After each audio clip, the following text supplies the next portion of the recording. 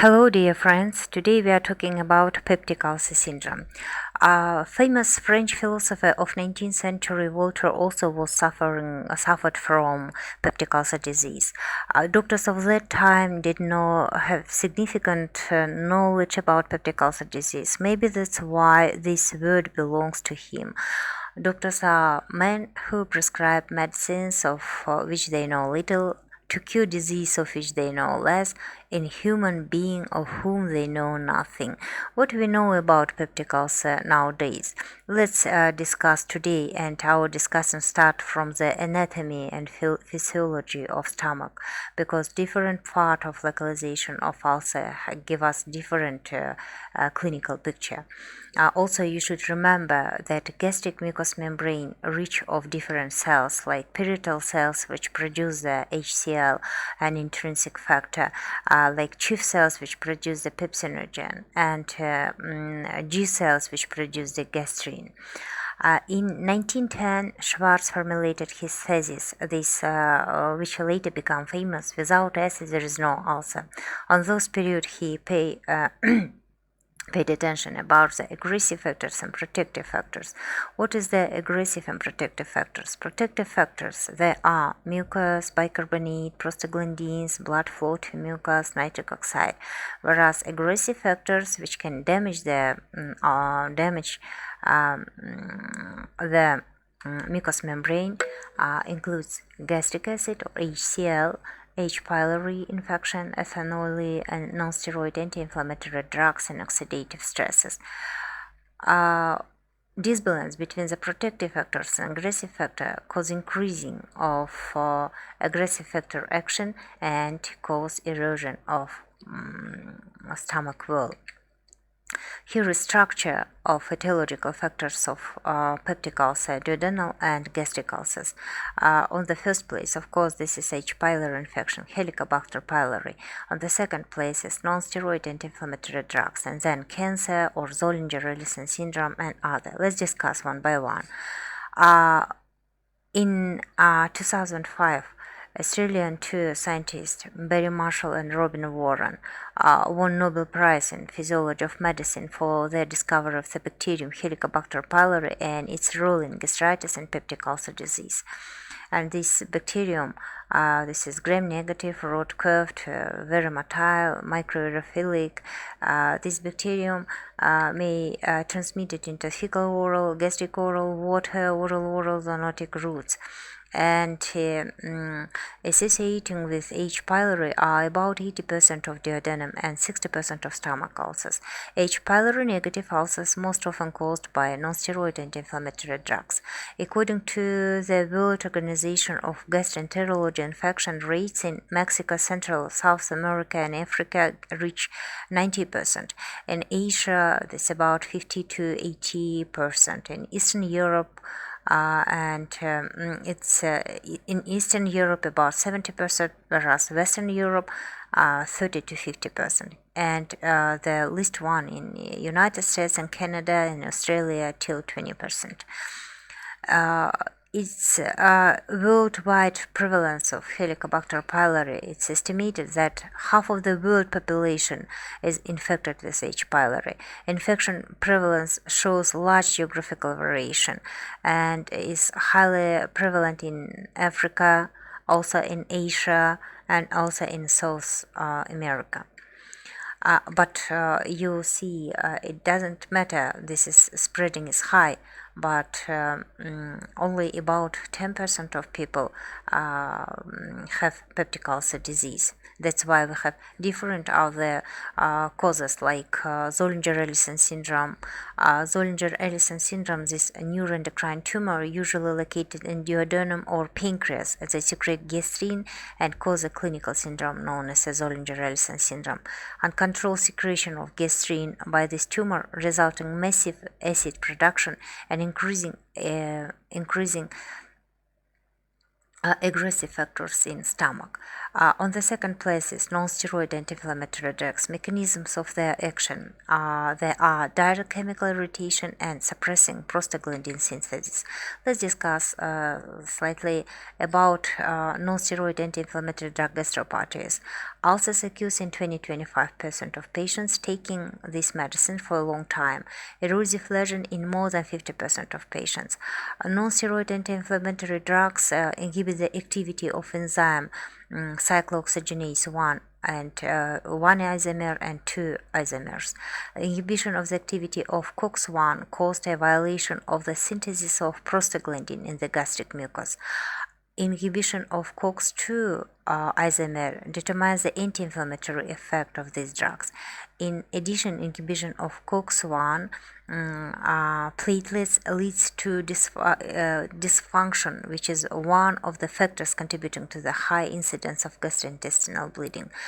That's why if you have to use anti-inflammatory drugs in patients, you should choose the COX-2 or selective non-steroid anti-inflammatory drugs. Other causes like cigarette smoking, which impairs the mucosal blood flow and healing, hyperthyroidism and chronic renal failure, hypercalcemia induced excessive gastrin secretion also takes place in formation of peptic ulcer disease.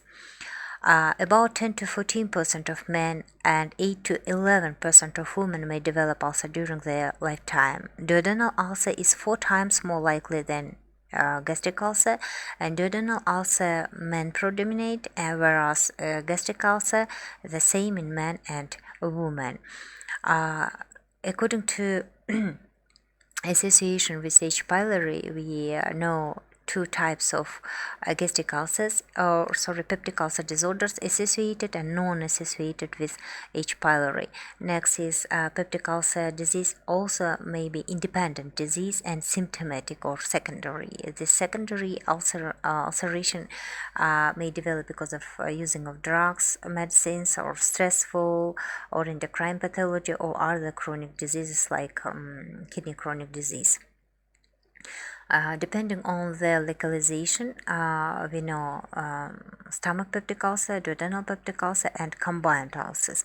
By the number of ulcers, single and multiple, depending on size of ulcers. Here we have, depending on size of ulcers, gastric ulcer, small ulcer 0.5 and less, medium ulcer, large ulcer, and giant ulcer more than 3 centimeters in diameter.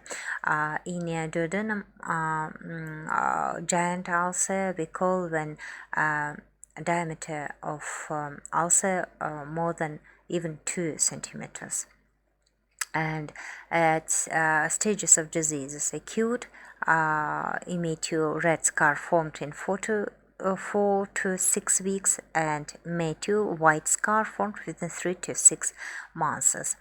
And there are 4 types. You see first type in the antrum near lesser curvatura, normal acid level characterized by normal acid, whereas second type combined gastric and ulcer characterized by high acid level. Third type is pre-pyloric and high acid level, and 4 types is ulcer in the proximal stomach and cardia, normal, characterized by normal acid level. Here is key symptoms of dyspepsia. Peptic ulcer disease characterized, of course, by pain in the epigastric region, and has particularities depending on localization, which we'll discuss further. Also heartburn if increase acidity in the stomach, nausea, vomiting, loss of appetite, bloating, and such symptoms as early satiety, bleeding. There are symptoms of complications. Also alarm symptoms like bleeding, anemia, hematomesis, melena, hem-positive stool, bloody vomiting, anorexia or weight loss, or persistent upper abdominal pain radiating to the backside, severe spreading upper abdominal pain. They are alarm symptoms or symptoms of complications of peptic ulcer disease. Let's discuss about pain. Pain has here a specific characteristics depending on location. For example, in stomach ulcer, your patient will have pain which stopped after food intake, appear again in 40 minutes or 1.5 hours, or he has early pain. This belongs to stomach ulcer. In duodenal ulcer, pain stopped after eating and again appear after 5 to 8 hours, often at night, characterized by late hungry pain, whereas in gastritis, pain increase after food intake, and equivalent or pain are feeling of overflow of stomach, rapid satiety, nausea, or sometimes vomiting after taking food. And also, if peptic ulcer disease associated with high acidity of stomach, is characterized by damaging of esophagus and maybe appear by heartburn and also vomiting and nausea and also constipation. Features of objective manifestation of peptic ulcer disease. Moderate soreness in epigastric region on palpation of abdomen, demonstrating the zone of maximum pain to the doctor. The patient shows it with his finger and not with his palm. This is pointed pain. Maximum palpation tenderness at the point corresponding to the localization of the solar plexus. Moderate resistance of the muscles of the interior abdominal wall in the epigastrium, and local percussion pain in the same area. Mendel symptom. There are 5 complications of peptic ulcer: hemorrhages, penetration, perforation, fibrous stricture, and malignant changes. Let's discuss one by one. You see, perforation. Peptic ulcer can erode through the entire wall.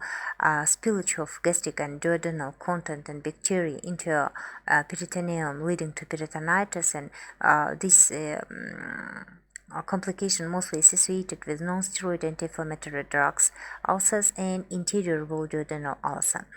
Hemorrhages, blood vessel damage as ulcer erodes into the muscles of stomach or duodenal wall.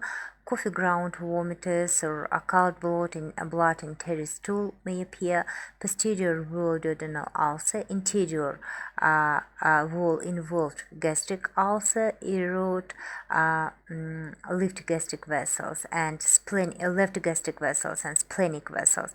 Duodenal ulcer erodes gastroduodenal artery. And narrowing and obstruction when formatted the stricture, this fibrous stricture, how glass contractura, characterized by cicatricial contracture of lesser curvative ulcer dividing the stomach in 2 compartments, typo deformity, cicatrization and shortening of lesser curve, and pyloric stenosis, scarring and cicatrization of first part of duodenum, or characterized by persistent vomiting.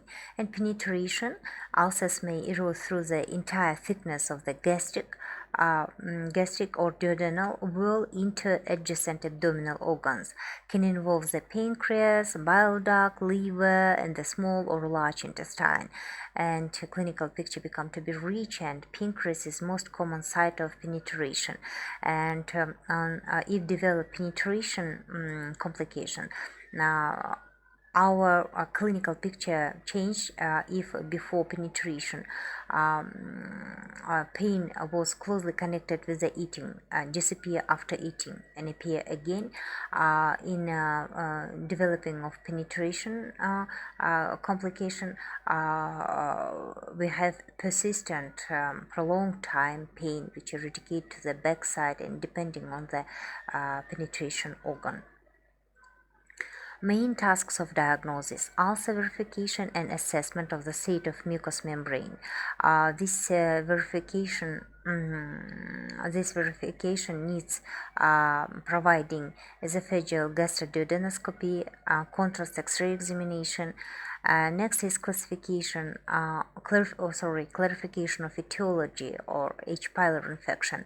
For this, we use rapid urease test with biopsy from the stomach, breath urease test with urea labeled with carbon isotope 13C, determination of DNA or antigen of Helicobacter pylori in feces. Sometimes we can use a determination of antibody in serum. Next is clarification of the secretory function, or we should provide pH-metry and identification of complications, clinical and biochemical tests, visualization of the abdominal organs nearest organs, adjacent organs, liver, pancreas, ultrasound, CT scan, MRI, and also we can provide test occult blood feces. Gastroscopy is esophageal gastroduodenoscopy, the gold standard in the diagnosis of ulcer, and ulcer diagnosis of ulcer. Here you see multiple ulceration. You see here one ulcer, single ulcer, and also here we can diagnose the complication as bleeding.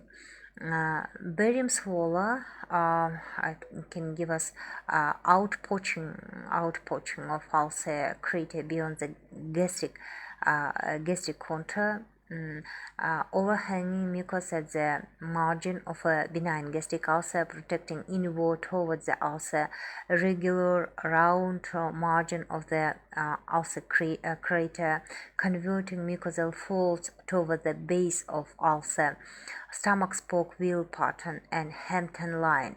What do you say? Hampton line, a thin millimetric radiolucent line seen at the neck of gastric ulcer in barium studies, deformed or absent of duodenal cap. This is all characteristic picture in barium swallow examination, X-ray examination. Few more ulcers. We also call, we should know stress ulcers and to differentiate from peptic ulcer disease.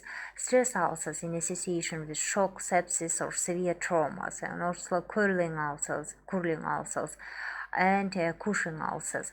Acute, usually multiple ulcers of the stomach and duodenum that occur with common burns, so we call it as curling ulcer. After TBI and neurosurgical operation, Cushing ulcer. After extensive abdominal operation and acute myocardial infarction and other clinical critical conditions may develop Cushing ulcer. And stress ulcers often have poor symptoms, are characterized by a tendency to gastrointestinal bleeding. Their frequency reaches 40 to 45% and are characterized by high mortality, which is often caused by severe course of the underlying diseases. Also, you should know features of course of peptic ulcer disease in elderly and senile people. In addition to H. pylori and acid peptic factors, atherosclerotic changes in the vessels of stomach, some background diseases, and that reduce the protective properties of gastric mucosa, taking medications, primarily non-steroid anti-inflammatory drugs, which ulcerogenic action can also play a role. Predominantly in the stomach, localized, are sometimes very large, often occur with poor clinical symptoms, characterized by tendency to develop complications like primarily gastrointestinal bleeding. And it's important to carry out a differential diagnosis with an infiltrative ulcerative form of gastric cancer. And in elderly patient, gastroduodenal ulcers in elderly and senile people are characterized by slow healing. Features of the course of juvenile ulcers often occurs against a background of neurasthenia, characterized by a torpid course, severe dyspeptic disorders, and characterized by a high level of gastric secretion. On third course level, you should know principles of ulcer therapy. On the first place, this is eradication of H. pylori infection and reducing the secretion of hydrochloric acid, reducing the aggressive effect and creating a condition for the action of antibiotics, and increase mucosal resistance, prevention of relapses and complications. Here is a Maastricht V treatment regimen in eradication of H. pylori infection. We could use triple therapy and quadrotherapy. Triple therapy and quadrotherapy includes the PPIs and antibiotics, and also bismuth citrate potassium drugs. And first you should try treat by first line and second line therapy, and also third line therapy. Thank you for your attention.